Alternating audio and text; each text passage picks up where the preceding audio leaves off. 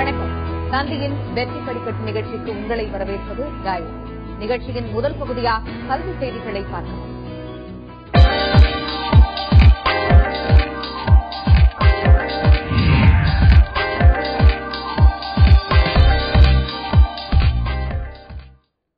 தேசிய மதிப்பீடு மற்றும் அங்கீகார குழுவின் ஆய்வின்படி இந்தியாவில் உள்ள 89% கல்லூரிகள் மற்றும் பல்கலைக்கழகங்கள் சராசரி மற்றும் சராசரிக்கும் கீழே உள்ளதாக கண்டறியப்பட்டுள்ளது.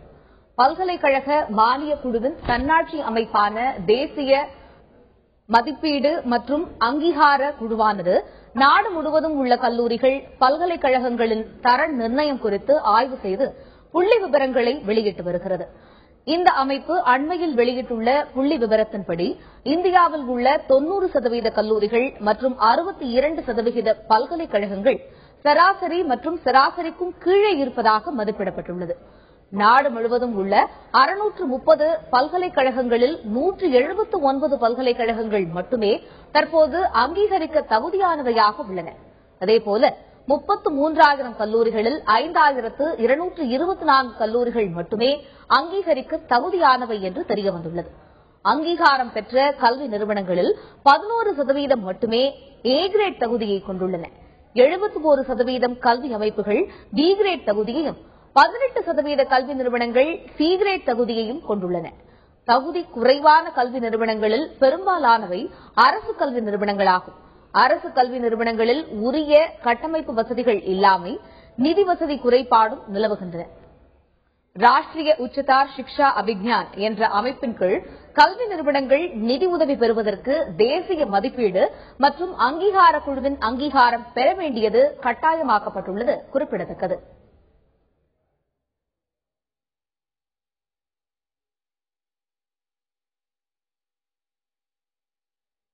சென்னை கணித அறிவியல் மையத்தில் கம்ப்யூட்டேஷனல் பயாலஜியில் PhD மேற்கொள்ள விண்ணப்பங்கள் வரவேற்கப்படுகின்றன. இந்தியாவிலேயே முதன்முறையாக கம்ப்யூட்டேஷனல் பயாலஜியில் PhD பட்டம் தரப்படுகிறது. அறிவியல் அல்லது பொறியியலில் பட்டமேற்படிப்பு முடித்தவர்கள் விண்ணப்பிக்கலாம். வலுவான கணித திறனுடன் பயாலஜியில் ஆர்வம் கொண்டிருக்க வேண்டும். JEST physics, computer science, MBHM mathematics, GATE engineering, NET ஆகிய நுழைவுத் தேர்வுகளில் ஏதேனும் ஒன்றை எழுதியவராக இருக்க வேண்டும். தங்களை பற்றிய முழு விவரங்களை தெளிவாக எழுதி தேவையான தகுதிகள் குறித்த ஆவணங்களை இணைத்து registrar the institute of mathematical sciences CIT campus Taramani Chennai 6,113 என்ற முகவரிக்கு மார்ச் 31ஆம் தேதிக்குள் விண்ணப்பிக்க வேண்டும். தகுதியான மாணவர்கள் மே அல்லது ஜூன் மாதத்தில் நடைபெறும் நேர்முக தேர்வுக்கு அழைக்கப்படுவார்கள்.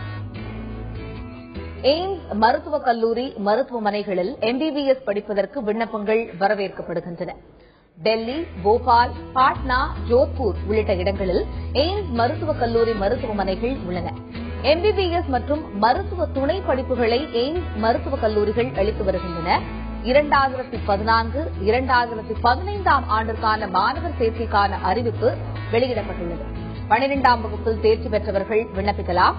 ஆங்கிலம், இயற்பியல், வேதியியல், உயிரியல் பாடங்களில் 60% மதிப்பெண் பெற்றவர்கள் விண்ணப்பம் செய்யலாம். மார்ச் 17ஆம் தேதிக்குள் எய்ம்ஸ் தேர்வுகள் துறை இணையதளத்தின் வழியே விண்ணப்பிக்க வேண்டும். தகுதியானவர்களுக்கு ஜூன் 1ஆம் தேதி நுழைவுத் தேர்வு நடைபெறும். MBBS வகுப்புகள் ஆகஸ்ட் மாதம் தொடங்கும் என்பது குறிப்பிடத்தக்கது. இன்றைய பொது அறிவு கேள்விகளை இப்பொழுது பார்க்கலாம். எண்ணூர் துறைமுகம் எப்பொழுது திறக்கப்பட்டது? சர்வதேச தாய்மொழி தினம் எப்பொழுது முதல் கடைபிடிக்கப்படுகிறது?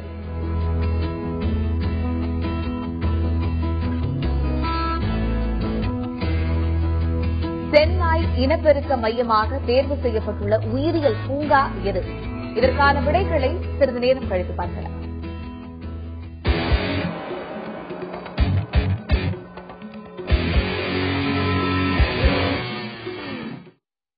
இன்றைய தெளிவுபட பகுதியில் தேர்வு பயத்தை போக்குவது குறித்து உளவியல் நிபுணரின் ஆலோசனைகளை கேட்கலாம். அரங்கில் நம்முடன் உள்ள உளவியல் நிபுணர் திரு கார்த்திக் அவர்களிடம் பெற்றோர்கள் மற்றும் மாணவர்கள் தங்களது சந்தேகங்களை கேட்டு விளக்கங்களை பெறலாம். சார் வணக்கம். எக்ஸாமினேஷன் டைம் அப்படின்னு பார்க்கும்போது ஒரே பிரஷர் எல்லா பக்கத்துல இருந்தும் அதிகமா இருக்கும். ஸ்டூடெண்ட்ஸா இருக்கட்டும், ஈவன் பேரண்ட்ஸ்க்கு கூட இப்ப ஸ்டூடெண்ட்ஸ்க்கு எக்ஸாம்னா பேரண்ட்ஸ்க்கும் ஒரு பிரஷர் இருக்குன்னே சொல்லணும். அடுத்து என்ன காலேஜ்ல அவங்களுக்கு சீட் வாங்குறது, அதே மாதிரியே 10th ஸ்டாண்டர்ட் ஸ்டூடெண்ட்ஸ் வந்து இருந்தாங்கன்னா 11th என்ன குரூப் எடுக்கிறதுங்கிற மாதிரியான விஷயங்கள். அது மட்டும் இல்லாம அந்த எக்ஸாம் ஃபீவர், அந்த ஸ்ட்ரெஸ், ஆங்ஸைட்டி இதெல்லாம் ஒண்ணு சேர இப்பதான் இது வந்து அதுக்கான சீசன் அப்படின்னே சொல்லலாம். இந்த மாதிரியான ஆங்ஸைட்டியோ இல்ல ஸ்ட்ரெஸ்ஸோ ஸ்டூடெண்ட்ஸ்க்கு என்னென்ன காரணங்களால வருது? காரணங்கள் பாத்தீங்கன்னா பொதுவா எல்லாரும் சொல்றது ப்ரிப்பரேஷன் இல்லாம இருக்கிறது அப்படின்னுட்டு. அது ஒண்ணு மட்டும் காரணமா இருக்க முடியாது, வேற நிறைய விஷயங்கள் இருக்கலாம். இந்த நேரத்துல அவங்களுக்கு உடம்பு சரியில்லாம போக நிறைய வாய்ப்பு இருக்கு. நல்லா ப்ரிப்பேர் பண்ணியிருந்தா கூட சில நேரத்துல வந்துட்டு உடம்பு சரியில்லை, இல்ல ஏதாவது வீட்டுல ஏதாவது பிரச்சனைகள் இருக்கு. ஃபார் எக்ஸாம்பிள் அம்மா அப்பாவுக்கு இடையில சண்டை, அல்லது வீட்டுல அவங்களோட அண்ணன் தம்பிகளோட சண்டை, அப்படி இருந்தா கூட வந்துட்டு இது எக்ஸ்ட்ராவா ஏற்கனவே இருக்க பிரச்சனையோட சேர்ந்து அதிகமான பிரஷரா அவங்களுக்கு இருக்கும். அது ரொம்ப ஸ்ட்ரெஸ், ஆங்ஸைட்டி. என்விரான்மெண்டல் ஃபேக்டர்ஸும் வந்து அவங்களோட ஸ்ட்ரெஸ்ஸா இருக்கட்டும், டிப்ரெஷனா இருக்கட்டும் உருவாகிறதுக்கு ஒரு மெயின் ரீசனா பார்க்கப்படுது அப்படிங்கிறீங்க.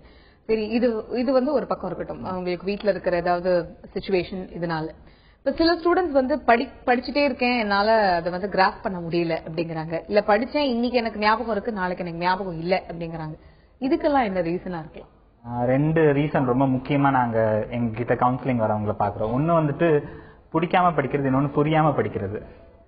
ஸோ புரியாம படிக்கிறது எடுத்துக்கிட்டீங்கன்னா வந்துட்டு நிறைய பேர் இங்கிலீஷ் மீடியம் படிக்கிறாங்க. அதுல நல்லா இங்கிலீஷ்ல நல்லா தெரிஞ்சு பண்றவங்களும் இருக்கிறாங்க, நிறைய பேர் வந்துட்டு மகப் படிக்கிறவங்களும் இருக்கிறாங்க. ஸோ மகப்ன்றது ஓரளவுக்கு தான் செய்ய முடியும். ஃபுல் புக்கையும் வந்துட்டு புரியாம படிக்கிறதுன்றது ரொம்ப ரொம்ப கஷ்டம். அது சில பேருக்கு தான் அந்த மாதிரி ஒரு திறன் வாய்க்கும். இன்னொன்னு பாத்தீங்கன்னா பிடிக்காம படிக்கிறது. அந்த பிடிக்காம படிக்கிறதுக்கு காரணம் என்ன வேணா இருக்கலாம். வந்துட்டு அந்த டீச்சர் பிடிக்காம இருக்கலாம், அல்லது அந்த ஸ்கூல் பிடிக்காம இருக்கலாம், அல்லது சப்ஜெக்ட் பிடிக்காம இருக்கலாம், அந்த சப்ஜெக்ட வந்துட்டு நடத்தின விதம் பிடிக்காம இருக்கலாம். இந்த மாதிரி நிறைய காரணங்கள். சோ பொதுவா இந்த பிடிச்சு படிக்கணும், அதே மாதிரி புரிஞ்சு படிக்கணும். இது ரெண்டுத்தையும் செஞ்சாலே வந்துட்டு பிடிக்கவும் செய்யணும், அதே சமயம் புரிஞ்சும் படிக்கணும். நம்ம தொடர்ந்து பேசலாம் சார். ஒரு நேர் காத்திருக்கிறார், கோவையில் இருந்து ஹேமா காத்திருக்கிறார், அவரிடம் பேசலாம். ஹேமா வணக்கம், உங்களுடைய கேள்வி என்ன பதிவு செய்யுங்க. வணக்கங்க, என் பையன் 10th ஸ்டாண்டர்ட் படிக்கிறான். சரி, அவனுடைய கான்சென்ட்ரேஷன் வந்து எக்ஸாம் பக்கத்துல வர வர அவனுக்கு ஓவர் கான்பிடென்ட்டா இருக்கான். அவனுக்கு ஏதாச்சும் அட்வைஸ் பண்ண முடியுங்களா?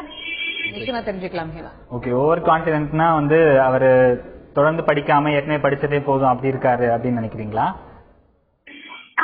எல்லாமே படிச்சுட்டான், ஆனா படின்னு சொன்னா நான் படிக்க மாட்டேன், எனக்கு எக்ஸாம் வரப்ப நான் படிச்சுக்கிறேன் அப்படின்றான். ஓகே ஓகே, நிறைய மாணவர்கள் வந்துட்டு கடைசி நேரத்துல மட்டும் தான் படிப்பாங்க. ஸோ இன்னும் நாட்கள் இருக்கு. இப்போ ரிவிஷன் எக்ஸாம்ஸ் நடக்கும், அதுக்கப்புறம் வந்துட்டு எக்ஸாம் வரும்போது படிச்சுக்கலாம். திரும்ப திரும்ப அதையே படிக்கிறது சம்டைம்ஸ் அவங்களுக்கு போரிங்கா கூட இருக்கும்.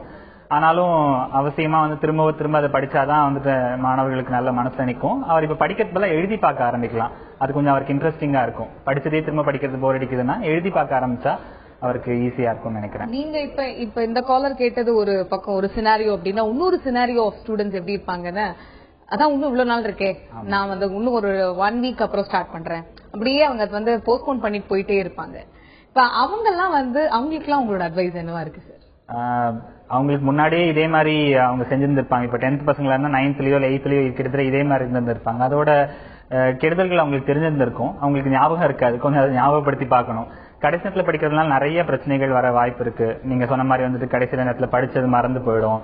அதுக்கப்புறம் வந்துட்டு நிறைய பாடங்கள் இருக்கும், படிக்கவும் முடியாது. அல்லது குறிப்பிட்ட பாடங்கள் மட்டும்தான் அவங்களால படிக்கிறதுக்கு நேரம் இருக்கும். பிடிச்ச பாடங்கள் மட்டும்தான் அவங்களால படிக்க முடியும். பிடிக்காத பாடங்களையும் நிறைய மதிப்பெண் எடுத்தாதான் நம்ம வந்துட்டு மேல் வகுப்புகள்ல நமக்கு தேவையான பாடங்களை தேர்ந்தெடுக்கிறது நல்ல கல்லூரிக்கு பொறுத்தும் நடக்கும். சோ இந்த பிரச்சனைகள்லாம் வர தடுக்கணுன்றதுக்காக என்ன பண்ணணும், முதல்ல இருந்தே படிக்கிறது நல்லது. நான் காலங்காலமா சொல்லிட்டு இருக்கேன், அன்னன்னைக்கு பாடத்தை அன்னன்னைக்கு படிங்க அப்படின்ட்டு. அன்னைக்கு பாடத்தை அன்னன்னைக்கு படிக்க முடியலன்னா கூட முடிஞ்ச வரைக்கும் சீக்கிரமா வந்து தேர்வுக்கு கொஞ்சம் முன்னாடியே வந்து படிக்கிறது ரொம்ப நல்லது. அதுக்காக தான் ரிவிஷன் எக்ஸாம்லாம் வைக்கிறாங்க. இப்ப என்னவோ வந்துட்டு எக்ஸாம் இருந்தாதான் படிப்பாங்கன்றது தெரிஞ்சதுனால நம்ம திரும்ப திரும்ப ரிவிஷன் எக்ஸாம் மாதிரி ஏதாவது கொஞ்சம் வச்சுக்கிட்டே இருக்க வேண்டியதா இருக்கு. அந்த மாணவர்கள் வேணும்னா வீட்டுல ஒரு தடவை அவங்களே ஒரு டெஸ்ட் எழுதி பார்க்கலாம். தனக்கு என்னதான் தெரிஞ்சிருக்கு அது ஒரு இன்ட்ரெஸ்டிங்கா வந்துட்டு செஞ்சு பார்க்கலாம். அல்லது ஃப்ரெண்ட்ஸோட சேர்ந்து நான் எழுதுறா நீ எழுதுறா, உனக்கு என்ன தெரியுது எனக்கு என்ன தெரியுது அப்படின்னு பார்க்கலாம். சோ இந்த மாதிரி சில விஷயங்கள் செய்யும் போது அவங்களால என்ன கடைசி நேரத்துல இருக்கிற பிரச்சனைகளை தவிர்க்க முடியும் நான் நினைக்கிறேன். சென்னையில் இருந்து நேர் காத்திருக்கிறார், அவரிடம் பேசலாம். வணக்கம், உங்களுடைய கேள்வி என்ன பதிவு செய்யுங்க. ஹலோ வணக்கம், சொல்லுங்க உங்களுடைய கேள்வி என்ன. வணக்கம் மேடம், என் பேர் முத்து ராமாபுரம். சொல்லுங்க. என்னோட பையன் வந்து 10th வந்து ஃப்ரீயா விட்டேன் மேடம். அவனை ஃப்ரீயா விட்டு அவன் ஃப்ரீயா மூவ் பண்ணா, மேட்ச் எல்லாம் நல்லா பார்த்தா, அவன் இஷ்டத்துக்கு படிக்க விட்டோம். சரி, நல்ல மார்க் எடுத்தான். அதே மாதிரி +2 விடலாமா? ஓகே, இந்த 10th + 2ன்றது எந்த அளவுக்கு வந்து படிப்புக்கு ரொம்ப முக்கியமான நேரமோ அதே நேரத்துல வந்துட்டு எங்களை பொறுத்த வரைக்கும் அடலசன்ஸ்ன்ற ஒரு முக்கியமான நேரமும் கூட. இந்த நேரத்துல தான் வந்து அவங்களுக்கு நிறைய எக்ஸ்பெரிமெண்ட் பண்ணி பார்க்கணும், உலகம் என்ன இருக்கு, உலகன்றது ரொம்ப சந்தோஷமானது, என்னென்ன விஷயங்கள்லாம் இருக்குன்றதுலாம் தெரிஞ்சுக்கணுன்ற அந்த ஆர்வம்லாம் அதிகமா இருக்கும். அதனால வந்துட்டு முழுமையா அவங்கள விட முடியாது. 10th அவர் விட்டு இருந்தாங்கன்னா ஓகே, அது நல்ல விஷயம், வந்துட்டு செஞ்சிருக்காரு, அவரும் நல்ல மார்க் எடுத்துக்காரு. பட் 12thலயும் அப்படி இருக்க முடியுமான்னு தெரியல. அதனால நீங்க ரொம்ப இருக்குனீங்கனாலும் அதுவும் பிரச்சனை. ஸோ ஏற்கனவே நீங்க கொஞ்சம் அந்த மாதிரி விட்டு பழகிறதுனால இப்பயும் விட்டு பழகுங்க. நாங்க என்ன சொல்லுவோம்னா வந்துட்டு எப்ப இருக்கணுமோ, எப்ப விடணுமோ அப்ப விடணும். அந்த லாவகம் நமக்கு தெரியணும். அது கொஞ்சம் ட்ரை பண்ணி வந்துட்டு அவர் படிக்கிறாரான்னு மட்டும் ஒரு தடவை 2 தடவை பாத்துக்கலாம். அவர் போய் படின்னு எப்படியும் சொல்ல முடியாது, பையன் பெரிய பையனா வளர்ந்துருப்பாரு. சோ அவர் படிக்கிறாரான்னு மட்டும் செக் பண்ணிக்கோங்க. அவர்கிட்ட நீங்க உட்காந்து கேளுங்க என்ன படிச்சிருக்காரு என்ன ஏதுன்ட்டு. முடிஞ்சா அந்த இது ஒப்பிக்கிறதோ அல்லது எழுதி பாக்குறதோ அதை வந்துட்டு கொஞ்சம் இருந்து மேற்பார்வை பாருங்க. பேரண்ட்ஸ்க்கும் ஸ்டூடெண்ட்ஸ்க்குள்ள இருக்கிற அந்த கம்யூனிகேஷன் கேப்பும் கம்மி ஆகணும். இந்த மாதிரியான டைம்ல அவங்களுடைய அட்வைஸும் இருந்ததுன்னா ஸ்டூடெண்ட்ஸ் இன்னும் பெட்டரா பெர்ஃபார்ம் பண்ணுவாங்க. தாண்டி வந்துட்டு நம்ம கிட்ட ரோல் மாடலாவே இருக்க வேண்டியது. அவங்க படிக்கும்போது நம்மளும் உட்காந்து படிக்கணும். நீங்க ஆனந்த விடனோ இல்ல வந்து குமுதமோ என்ன வேணா படிக்கலாம், பட் பக்கத்துல உட்காந்து படிங்க. அந்த நேரத்துல டிவி போடாதீங்க, பக்கத்துல நின்று பேசிட்டு இருக்காதீங்க, அல்லது வந்துட்டு சத்தம் போட்டு வீட்டுல பேசாதீங்க. சோ நம்ம வந்துட்டு இந்த பசங்களை டைம் டேபிள் போட்டு படின்னு சொன்னா நம்மளும் டைம் டேபிள் போட்டு வேலை பார்க்கணும். அதை பார்த்து தான் அவங்களும் அதை கத்துக்க முடியும். நம்ம ஒரு மாதிரி நடந்துட்டு அவங்க வேற மாதிரி நடக்க சொன்னா ரொம்ப கஷ்டம். உங்களுடைய கேள்வி என்ன சொல்லுங்க. வணக்கம் மேடம், நாங்க தருமபுரியில இருந்து பேசுறோம் மேடம். வணக்கம், சொல்லுங்க மேடம். எங்க பொண்ணு 10th வந்து பாத்தீங்களா மேடம் 350 மேல ஸ்கோர் பண்ணிருந்தேன் மேடம். 11th பாத்தீங்களா ஒண்ணுமே மார்க்கே எடுக்க மாட்டேங்க. எல்லாத்தையும் ஃபர்ஸ்ட்ல ஸ்டார்டிங்ல ஓரளவுக்கு மார்க் வாங்கலாம், இருக்க ரொம்ப லோவாவா போயிட்டு இருக்காங்க. நிச்சயமா இதோட என்ன மேடம் என்னங்கறத நம்ம சார்ட்ட கேட்கலாம். சரி, இப்ப 10th வரைக்கும் ஒழுங்கா தான் படிச்சிட்டு இருந்தாங்க, இப்ப இதுக்கு மேலதான் ப்ராப்ளம் அரைசிங் அப்படின்னா இதுக்கு என்ன ரீசனா இருக்கும், இதுக்கு என்ன சொல்யூஷன் கொடுக்கலாம்? ஓகே, ரீசன்ஸ் வந்து 2-3 வகையா இருக்கலாம். ஒன்னு அந்த குரூப் அவங்க எடுத்தது அவங்களுக்கு பிடிக்காம இருக்கலாம், அல்லது அவங்க அந்த குரூப் எடுத்துட்டு நல்லா படிச்சு வரணும்னு நினைச்சிருந்திருப்பாங்க, ஆனா அந்த குரூப் எடுத்து படிக்கிற அளவுக்கு அவங்களுக்கு திறன் இல்லாம இருக்கலாம். திறன் இல்லாம இருக்கிறது தப்பு எதுவும் கிடையாது. அதுக்கு பதிலா வேற ஏதாவது சப்ஜெக்ட் எடுத்து படிச்சிருந்தா அவங்களுக்கு அந்த திறன் இருந்திருக்குமோ என்னவோ. இது படிப்பு சம்பந்தப்பட்ட காரணங்கள். வேற சம்பந்தப்பட்ட காரணங்கள்லாம் வீட்டுல இருக்க பிரச்சனைகள் இருந்திருக்கலாம். நான் அன்னைக்கு சொன்ன மாதிரி வந்துட்டு ஃப்ரெண்ட்ஸ் கூட இருக்கு, இதெல்லாம் ப்ராப்ளமா இருக்கலாம், இதெல்லாம் ரீசனா இருக்கான்னு சொல்லிட்டோம். இப்ப இவங்களுக்கு என்ன சொல்யூஷன் கொடுக்கலாம்? ஆமா, இப்ப கிட்டத்தட்ட வந்துட்டு சப்ஜெக்ட் எடுத்துட்டாங்கன்னா அந்த சப்ஜெக்ட படிச்சுதான் ஆகணும். நம்ம திரும்ப இந்த 1 இயரை வேஸ்ட் பண்ணிட்டு நான் திரும்ப 11th இருந்து புதுசா ஆரம்பிக்கிறேன்னு செய்ய முடியாது. ஸோ கொஞ்சம் நாங்க சொல்லுவோம், இன்ட்ரெஸ்ட் இருந்தா ஸ்மார்ட் ஒர்க் பண்ணுங்க, இன்ட்ரெஸ்ட் இல்லைன்னா ஹார்ட் ஒர்க் பண்ணுங்க அப்படின்ட்டு. கொஞ்சம் கஷ்டப்பட்டு தான் படிக்க வேண்டியது இருக்கு. இன்ட்ரெஸ்ட்டை உருவாக்கிக்கலாம். நம்ம காலேஜ்ல போய் தனக்கு வேணுங்கிற சப்ஜெக்ட் அவங்க தேர்ந்தெடுக்கிறதுக்கு ஒரே வழி என்னன்னா இந்த 12th நல்ல மார்க் எடுத்து வரதா, அட்லீஸ்ட் பாஸ் ஆகுது பண்ண வேண்டிய அவசியம் இருக்கு. ஒரு திங்கிங் மைண்ட்ல வச்சுட்டு இப்ப இருக்கிறத வந்து அவங்க ஒழுங்கா டியூஷன்ஸ் போகலாம். வந்துட்டு இன்ட்ரெஸ்ட் இருக்கு, என்னால படிக்க முடியலன்னா வந்துட்டு அதை நம்ம ஒத்துக்கிட்டு அதுக்காக டியூஷன்ஸ் போக முடியுமா, இல்ல அந்த மாதிரி பசங்க படிக்கிறபோது சேர்ந்து படிக்க முடியுமா, அது கூச்சப்படாம போய் கேட்கணும், எனக்கு தெரியல எனக்கு சொல்லித்தாங்க அப்படின்னுட்டு. சோ அதை செய்யும் போது அந்த பிரச்சனைகள் சால்வ் பண்ண முடியும். ஹெசிடேஷன் அண்ட் டெலிகசி கூட ஸ்டூடெண்ட்ஸ் கம்யூனிட்டியில இப்ப நிறைய பேர்கிட்ட இருக்கு அப்படின்னே சொல்லலாம். நம்ம தொடர்ந்து பேசலாம். சென்னையில் இருந்து ஒரு நேயர் காத்திருக்கிறார் பூபதி, அவரிடம் பேசலாம். பூபதி வணக்கம், உங்களுடைய கேள்வி என்ன சொல்லுங்க.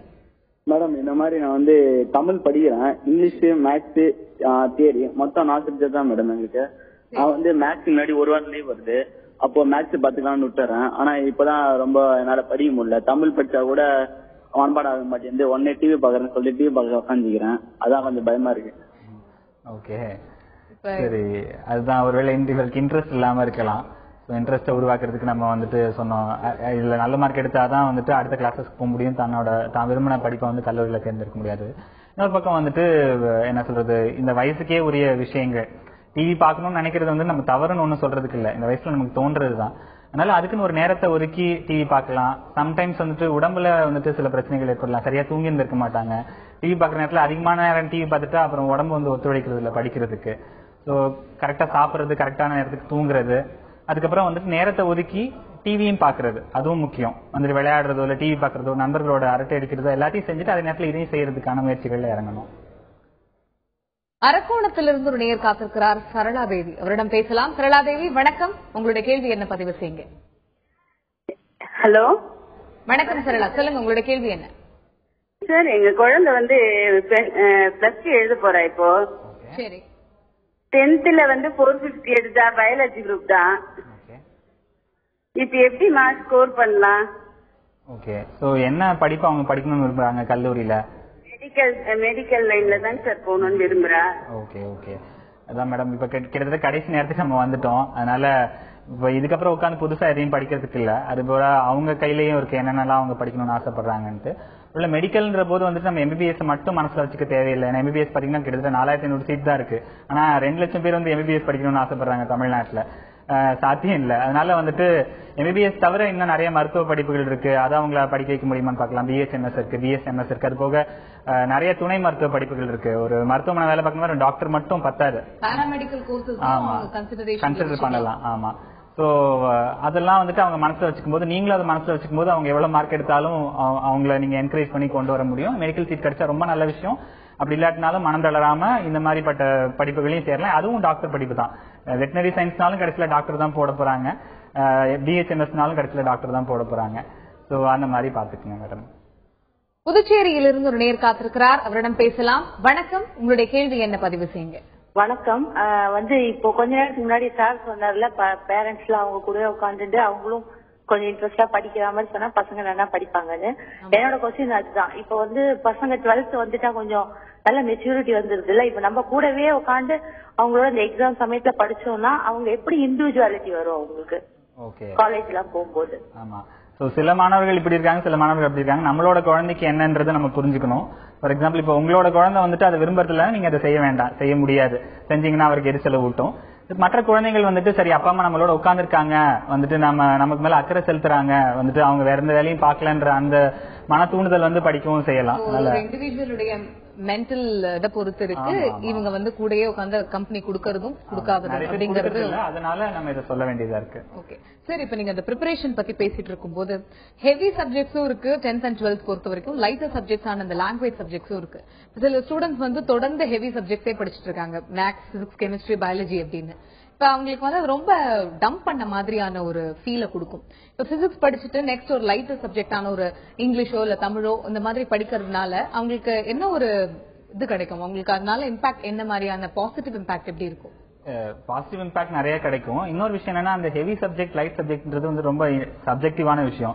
எனக்கு ஹெவி சப்ஜெக்டா இருக்காது, இன்னொரு லைட் சப்ஜெக்டா இருக்கலாம். சோ முதல்ல என்ன பண்ணணும், எது எனக்கு ஈஸியான சப்ஜெக்ட், எது எனக்கு கஷ்டமான சப்ஜெக்ட்ன்றதை அவங்க புரிஞ்சுக்கணும், தெரிஞ்சுக்கிட்டு அது கலந்து படிக்கும் போது ஈஸியா இருக்கும். இன்னும் சொல்ல போனா ரெஸ்ட்ன்றது ரொம்ப ரொம்ப அவசியம். நீங்க ஹெவி சப்ஜெக்ட் தொடர்ந்து படிச்சீங்கன்னா கொஞ்சம் கூட நேரம் ரெஸ்ட் எடுக்க வேண்டியது இருக்கலாம். அந்த நேரத்துல கொஞ்சம் ஈஸியான சப்ஜெக்ட் படிக்கும்போது நாங்க சொல்லுவோம் rest is equal to change of work. So நமக்கு கடைசி நேரத்தில் நிறைய நேரத்தில் நமக்கு டைம் இருக்கிறது இல்லை. அதனால அப்போ ரெஸ்ட்ன்றது தனியா இல்லாம சேஞ்ச் ஆஃப் ஒர்க்கை செய்ய வேண்டியது இருக்கு. சேஞ்ச் ஆஃப் சப்ஜெக்டை செய்யும் போது அவங்களுக்கு அந்த ரெஸ்ட் கிடைக்குது. மூளைக்கும் அதுல நிறைய நல்ல விஷயங்கள் இருக்குது. நம்ம பாக்குறோம் ஸ்கூல்ஸ்ல ஏன் 45 மினிட்ஸ்க்கு ஒரு தடவை பீரியட்ஸை மாத்துறாங்க, சப்ஜெக்ட்ஸை மாத்துறாங்கன்னா அதுக்கு காரணம் இருக்கு. அதுவும் முடிஞ்ச வரைக்கும் காம்பினேஷன் ஆஃப் சப்ஜெக்ட்ஸ் தான் போடுவாங்க. சம்டைம்ஸ் அவைலபிலிட்டி இல்ல அப்படின்னா தொடர்ந்து இந்த ஹெவி சப்ஜெக்ட்ஸ் சொல்ற சப்ஜெக்ட்ஸ் வரும். பட் முடிஞ்ச வரைக்கும் கலந்து தான் போடுறது. சோ அது மூளையை பொறுத்த வரைக்கும் அது ஒரு முக்கியமான விஷயம். மாத்தி மாத்தி செய்யும் போதுதான் இன்ட்ரெஸ்டும் அதுக்கு வரும், நமக்கும் எனர்ஜியும் கிடைக்கும். நாகராஜன் என்கிற நேர் காத்திருக்கிறார், அவரிடம் பேசலாம். நாகராஜன் வணக்கம், உங்களுடைய கேள்வி என்ன பதிவு செய்யுங்க. வணக்கம். வணக்கம் சார். இந்த அதிகாலையில எழுந்து படிக்கிறது நல்லதா அல்லது நைட்டு ரொம்ப லேட் நைட்டு 12-1 மணி வரை இருந்து படிக்கிறது நல்லதா? Okay okay. ஆமா, இது நிறைய பெற்றோர்கள் கேட்கிற கேள்வி. நிறைய ஆராய்ச்சிகள் நடந்திருக்கு இதை பத்தி. கடைசியில இதுதான் சார் முடிவுன்னு சொல்றாங்க. ஒருத்தருக்கும் படிக்கிற நேரம்ன்றது அவங்க நிறைய பழகிருக்காங்க. அந்த பழக்கத்தை மாத்தாம படிக்க வச்சா ஓகே. சில பேர் அதிகாலையில எழுந்திரிச்சு படிச்சிருந்திருப்பாங்க. முக்கால்வாசி நம்மளோட பெற்றோர்கள் அந்த காலத்துல பாத்தீங்கன்னா நிறைய பேர் அதிகாலையில எழுந்திரிச்சு படிக்கணும் அப்படின்னு சொல்லி படிச்சிருப்பாங்க. ஆனா இன்னைக்கு அதிகாலையில எழுந்திரிக்கணும்னா நைட்டு 10 மணிக்குள்ள படுக்கணும். ஆனா நைட் யாரும் 10 மணிக்கு படுக்கிறது இல்ல. சோ 11 மணி ஆயிடுது, 12 மணி ஆயிடுது, அப்படி போய் அதிகாலையில எழுந்திரிக்க முடியாது. அதிகாலையில எழுந்திரிக்கும் போது இன்னும் கொஞ்சம் டயர்டா தான் இருக்கும். அப்ப திரும்ப தூங்கணும்னு தான் தோணும். அதனால ஒருத்தரும் தனக்குன்னு என்ன டைம் ஃபாலோ பண்றாங்களோ அந்த டைமை தொடர்ந்து ஃபாலோ பண்ணணும். அது அதிகாலையாவும் இருக்கலாம், நைட்டாவும் இருக்கலாம். ஆமா, ஆனா அந்த 8 மணி நேரம் தூக்கம்ன்றது ரொம்ப ரொம்ப அவசியம். ஒருவேளை அவங்க நைட்டு ஒரு 11 மணி வரைக்கும் 12 மணி படிக்கணும், கொஞ்சம் காலைல தூங்க வேண்டியது இருக்கலாம். சோ அது பாத்துக்கணும். தனக்கு என்ன வருதுன்றதுதான் இங்க முக்கியம். பொதுவான விஷயங்கள் நிறைய இருக்கு. இதை சாப்பிடணும், இதை சாப்பிடக்கூடாது, இதான் படிக்கணும், இதை படிக்க கூடாது, எப்படி படிக்கணும், அப்படி படிக்கணும், எல்லாத்தையும் தவிர தனக்கு என்ன கம்பேட்டபிலிட்டிங்கிற ஒரு பெரிய விஷயம் இருக்கு, அதையும் பார்க்கணும். திண்டுக்கல்லில் இருந்து ஒரு நேயர் காத்திருக்கிறார், ஜெகன், அவரிடம் பேசலாம். ஜெகன் வணக்கம், உங்களுடைய கேள்வி என்ன சொல்லுங்க. சொல்லுங்க சார். சொல்லுங்க. நான் 10th படிக்கிறேன். சொல்லுங்க. இங்கிலீஷ் மட்டும் கஷ்டமா இருக்கு. நான் 10th படிக்கிறேன். ஓகே. ஆமா, இந்தியால நிறைய பேருக்கு கஷ்டமா இருக்கிற லாங்குவேஜ் அது இங்கிலீஷ் தான். அவங்க தாய்மொழி வந்துட்டு ஒரு பக்கம் ஈஸியா இருக்குன்னு சொல்றாங்க. உண்மைதான், அதுல நம்ம ஈஸியா இருக்கணும்னு எந்த அவசியம் கிடையாதுன்னா அது நம்மளோட தாய்மொழி கிடையாது. அது இன்னொருத்தர் ஒரு மொழி நம்ம ஆட்சி மொழியா வந்து சேர்ந்துச்சு, நம்ம அதை ஒத்துக்கிட்டு அதுக்காக பார்க்க முடியாது. அதுக்காக என்ன பண்ணணும்னா நம்ம எக்ஸ்ட்ராவா கேர் எடுக்க வேண்டியது இருக்கு. ஸோ வந்து நம்ம டியூஷன்ஸ் போறதோ அல்லது உட்கார்ந்து படிக்கிறதோ, முக்கியமான விஷயம் வந்து புரிஞ்சு படிக்கணும். மகப் நிச்சயமா அதை அடிக்க முடியாது. அதனால கொஞ்சம் டிக்ஷனரி எடுத்து ஒரு வார்த்தைக்கும் அர்த்தம் புரிஞ்சுக்கிட்டு நீங்க தமிழ்ல வந்து சொல்லி பார்த்துக்கிட்டு அதுக்கப்புறம் அது இங்கிலீஷ்லயும் மாத்திக்கிட்டு சோ அந்த மாதிரி நம்ம கத்துக்கிட்டாதான் வந்துட்டு நீங்க சொந்தமா வந்து எழுதக்கூடிய அந்த திறமை வரும். இன்னைக்கு நிறைய பேர் வந்து 12th வரைக்கும் நிறைய மனப்பாடம் பண்ணி எழுதி முடிச்சிடுறாங்க. ஆனா காலேஜ் போன பிறகு பெரிய பெரிய புக்கா இருக்கிறதெல்லாம் மனப்பாடம் பண்ண முடியாது, புரிஞ்சா மட்டும் தான் செய்ய முடியும். அந்த புரிதல்ன்றது வந்துட்டு கடைசி நேரத்தில் இப்ப செய்ய முடியாதுனாலும் எவ்வளவு தூரம் புரிஞ்சு படிக்க முடியுமோ படிச்சீங்கன்னா ஓரளவுக்கு ஆங்கிலம் எளிதா இருக்கும்னு நினைக்கிறேன். இன்னைக்கு எக்ஸாம் ஃபியர் வந்து எப்படி ஓவர் கம் பண்ணலாங்கிற டிப்ஸ் நிறையவே சொல்லிருந்தீங்க. ஸ்டூடெண்ட்ஸா இருக்கட்டும், பேரண்ட்ஸா இருக்கட்டும், ரொம்ப யூஸ்ஃபுல்லா இருக்கும் நம்புறோம். Thank you so much. பொது அறிவு கேள்விகளுக்கான விடைகளை இப்பொழுது பார்க்கலாம். எண்ணூர் துறைமுகம் எப்போது திறக்கப்பட்டது என்கிற கேள்விக்கு, எண்ணூர் துறைமுகம் கடந்த 2001ஆம் ஆண்டு திறக்கப்பட்டது. இது இந்தியாவின் 12வது பெரிய துறைமுகமாகும். அண்மையில் இந்த துறைமுகத்திற்கு காமராஜர் பெயர் சூட்டப்பட்டது என்பது குறிப்பிடத்தக்கது. சர்வதேச தாய்மொழி தினம் எப்போது முதல் கடைபிடிக்கப்படுகிறது என்கிற கேள்விக்கு, யுனெஸ்கோ அமைப்பின் சார்பில் 1999ஆம் ஆண்டு முதல் ஆண்டுதோறும் பிப்ரவரி 21ஆம் தேதியை சர்வதேச தாய்மொழி தினமாக கடைபிடிக்க வேண்டும் என்று அறிவிக்கப்பட்டது. 1952ஆம் ஆண்டு பிப்ரவரி 21ஆம் தேதி தற்போதைய வங்கதேசத்தின் தலைநகர் டாக்காவில் வங்க மொழியை அரசு மொழியாக அறிவிக்க கோரி நடைபெற்ற போராட்டத்தில் 4 மாணவர்கள் உயிரிழந்தனர். அவர்கள் நினைவாகவே சர்வதேச தாய்மொழி தினம் கடைபிடிக்கப்படுவது என்பது குறிப்பிடத்தக்கது. சென்னாய் இனப்பெருக்க மையமாக தேர்வு செய்யப்பட்டுள்ள உயிரியல் பூங்கா எது என்கிற கேள்விக்கு, ஆந்திர மாநிலம் விசாகப்பட்டினத்தில் உள்ள இந்திகாந்தி தேசிய உயிரியல் பூங்காவில் சென்னாய் இனப்பெருக்க மையம் அமைக்கப்பட உள்ளது. இதற்காக 50 லட்சம் ரூபாய் நிதி ஒதுக்கீடு செய்யப்பட்டுள்ளது குறிப்பிடத்தக்கது.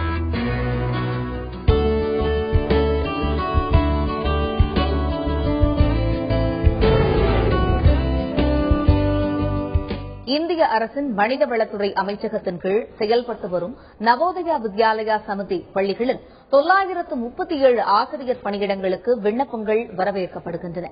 முதுகலை மற்றும் இளநிலை ஆசிரியர்கள் தேர்வு செய்யப்பட உள்ளனர். முதுகலை ஆசிரியர் பணியிடத்திற்கு விண்ணப்பம் செய்பவர்கள் சம்பந்தப்பட்ட துறைகளில் முதுகலை பட்டம் பெற்றிருக்க வேண்டும். அத்துடன் பிஎட் பட்டமும் பெற்றிருக்க வேண்டும். முதுகலை ஆசிரியர்களுக்கு 9,300 ரூபாய் முதல் 34,800 ரூபாய் வரை சம்பளம் தரப்படும். ஜனவரி 31ஆம் தேதி உள்ளபடி 40 வயதிற்கு உட்பட்டவர்கள் விண்ணப்பிக்கலாம். இளநிலை ஆசிரியர் பணியிடத்திற்கு விண்ணப்பம் செய்பவர்கள் 50% மதிப்பெண்களுடன் சம்பந்தப்பட்ட துறையில் இளங்கலை பட்டம் பெற்றிருக்க வேண்டும். சம்பந்தப்பட்ட துறையில் பிஎட் பட்டம் பெற்றிருப்பதுடன் மத்திய அரசின் ஆசிரியர் தகுதி தேர்வில் தேர்ச்சி பெற்றிருக்க வேண்டும். முதுகலை இளநிலை ஆசிரியர் பணியிடங்களுக்கு விண்ணப்பிப்பவர்கள் ஆங்கிலம் மற்றும் ஹிந்தி அல்லது சம்பந்தப்பட்ட மாநில மொழிகளில் பயிற்றுவிக்கும் திறன் பெற்றிருக்க வேண்டும். அகில இந்திய அளவில் நடைபெறும் தகுதி தேர்வில் பெறும் மதிப்பெண்கள் அடிப்படையில் தகுதியானவர்கள் தேர்வு செய்யப்பட்டு நேர்முக தேர்வுக்கு அழைக்கப்படுவார்கள். நவோதயா இணையதளத்தின் வழியே ஏப்ரல் 28ஆம் தேதிக்குள் விண்ணப்பம் செய்ய வேண்டும். இத்துடன் இன்றைய வெற்றி படிக்கட்டு நிகழ்ச்சி நிறைவு பெறுகிறது.